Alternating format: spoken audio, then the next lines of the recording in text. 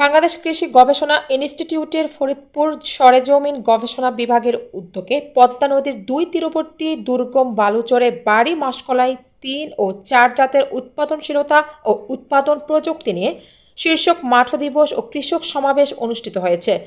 প্রতিনিধি মাহবুব চিস্তি জানান, আঞ্চলিক ডাল গবেষণা কেন্দ্র মাদারীপুরের সক্ষমতা বৃদ্ধি এবং বৃহত্তর বরিশাল ফরিদপুর অঞ্চলের ডাল ফসলের উৎপাদন বৃদ্ধি প্রকল্পের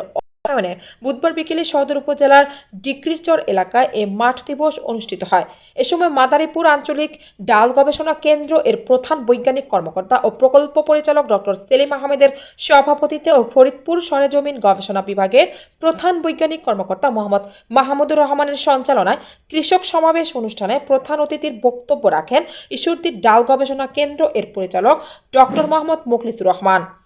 বিশেষ অতিথির বক্তব্য রাখেন ফরিদপুর কৃষি সম্প্রসারণ অধিদপ্তরের অতিরিক্ত পরিচালক কৃষিবিদ মোহাম্মদ